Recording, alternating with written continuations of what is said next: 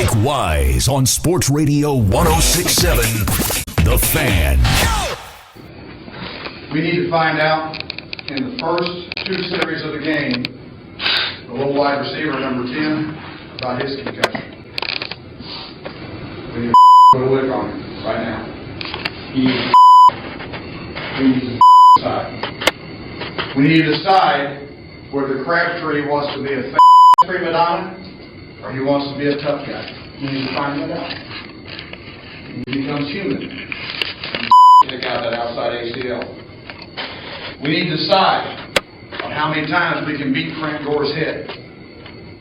We need to decide how many times we can bull rush and we can put Vernon Davis's ankles over the pile.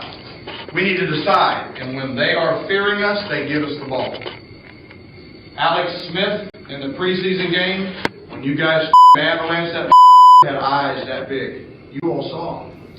Another thing we always say in this room is never apologize for the way we. If you're in this room, you understand that. We don't apologize. Boy, doesn't sound like Gregg Williams took anybody's advice to heart about stopping there. What is this, psycho football music to get everybody fired up for Sean Pamphilon? That's exactly what it is. Chris Johnson and me are joined by the documentary filmmaker whose movie I got a chance to screen, Siege. I feel like it's his fault. You feel like it's Pamphilon's fault? Yes, I feel like it's all his fault. I'm sure it is.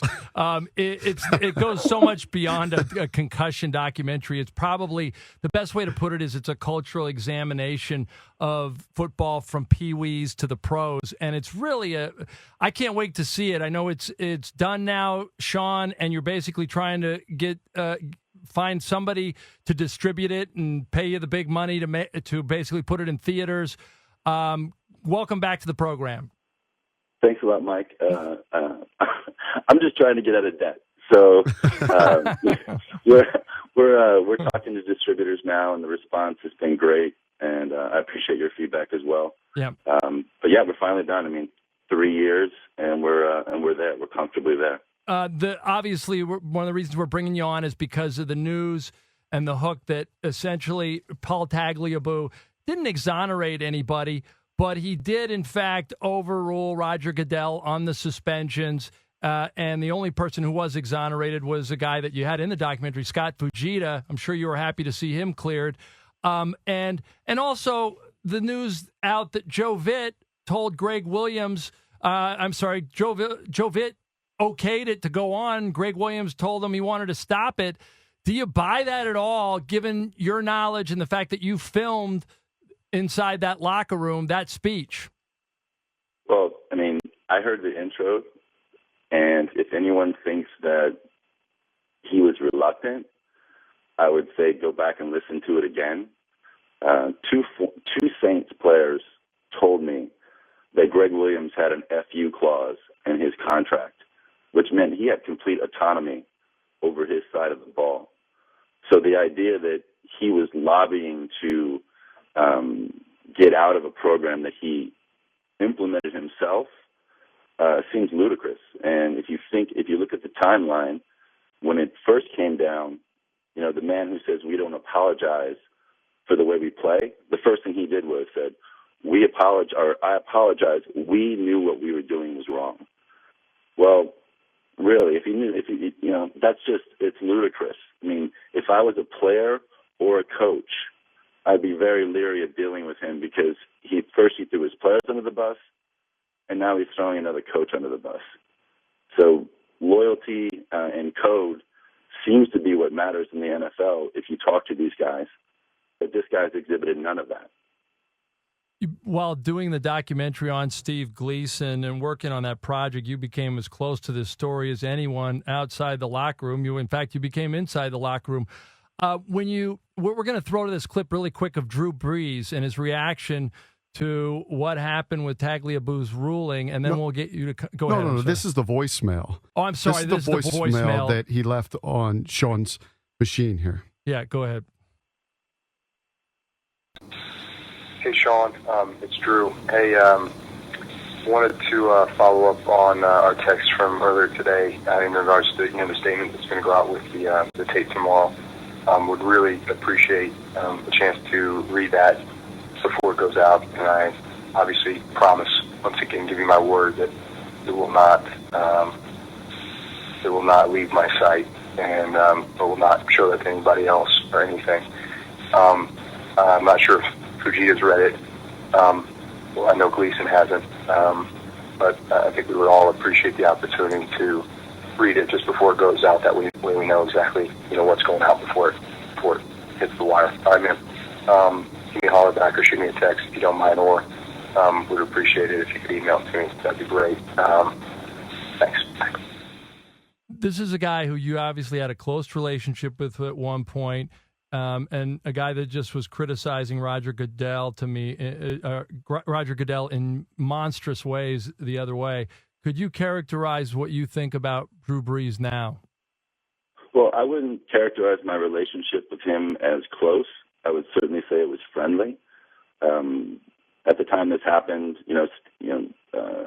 Drew and I were talking about, he'd talked about becoming the executive producer of the film that I was doing with Steve Gleason. That all changed as a result of the release of the audio. But anyone who actually listens to that message, that was 2 hours before that audio was released. And Drew was on board. So was Steve, and certainly some other people that were involved. And the fact is that they turned on me because I wouldn't let them vet my writing. I wouldn't give up what I was going to publish with it, because they were clearly trying to control it. So Drew and I fell out instantly over that. As far as what he's saying about Goodell, I think it's laughable, because he's criticizing Goodell's handling of this situation. Not that I agree with everything Goodell did, but at least on the surface, it seems as if he's trying to protect the players. My two charges in doing this film were, one, informed consent for parents and children, and two, to protect and get fair medical treatment for retired players who are suffering, and many think unjustly. Brees is a guy who, went against retired players, basically saying that those guys, why should we pay for them? Those guys made bad decisions. They were in bad marriages. Well, if you look at the statistics and what's going on, there are mitigating circumstances for why these guys, their lives turn in that direction. But as far as the children, Brees was on a concussion awareness tour this summer through Dick's Sporting Goods and promoting baseline neurological testing for children. Well, I interviewed Drew in his hotel room at the Super Bowl in Indianapolis. And I asked him, because I'm a father and because part of the reason why I started making the United States of football was because I wanted to answer that very question myself. Should I let my son play football? When is it appropriate? And he told me point blank, while tapping his hands together, he said the repetitive head trauma, brain trauma, led him to believe, because of the science he knows, he would not allow his sons, he wouldn't even consider letting them play football until they're 13 years old. Well, my son was 13 at the time, so obviously I was very interested in that. But I left those releases for that interview in his hotel room. And later on that day, I asked for them, and he refused. He wanted his marketing rep to look at them. So the following week, my film partner's on the phone with his marketing rep, and he's told specifically, quote, the last thing I want to see is Drew Brees and a Drew Brees headline in the concussion documentary.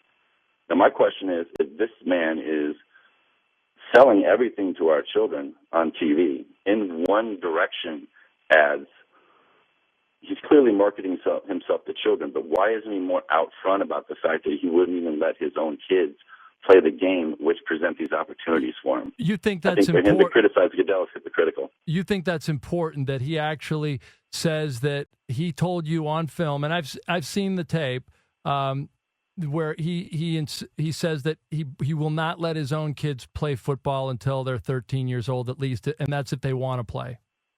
I think it's vital. Dr. Robert Cantu, who's one of the leading experts on this subject, I mean, he even wrote the Return to Play guidelines back in 1986. He recently published a book which states emphatically children under the age of 14, because of the unformed brain, should not participate in contact sports. Drew knows this, but if you're a kid or if you're a parent, who are you going to listen to?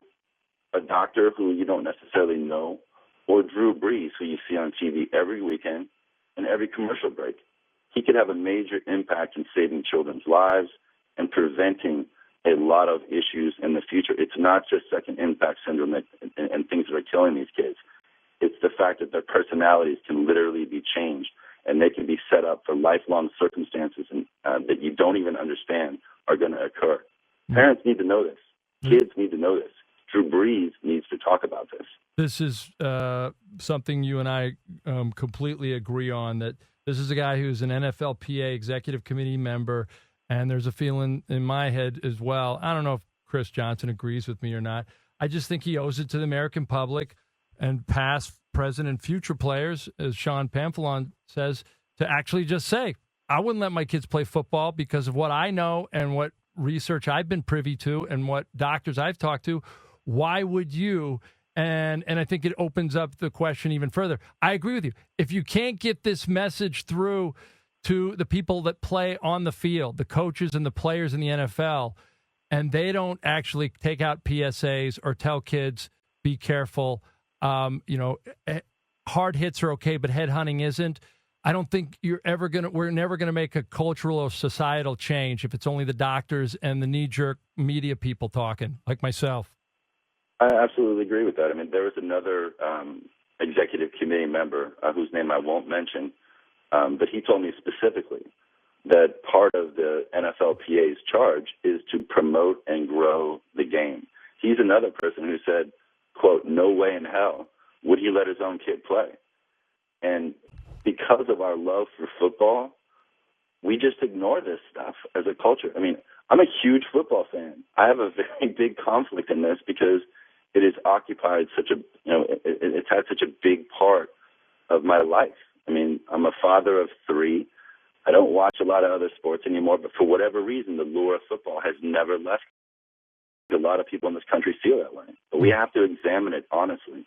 And the people who play it at its highest level, who understand the real risks, they need to be out front and they need to be honest, because those are the people that people will listen to. Sean Pamphilon, thank you for being part of us again. When the United States of Football comes out, you got to invite me to the screening. I appreciate that, Mike. Thank you very much for your support, and I appreciate you getting this issue out. All right, thank you. Sean Pamphilon, the Redskins are off the practice field, Siege. We'll give you a complete post-practice report in 5 minutes, including the latest on RG3's availability for Cleveland.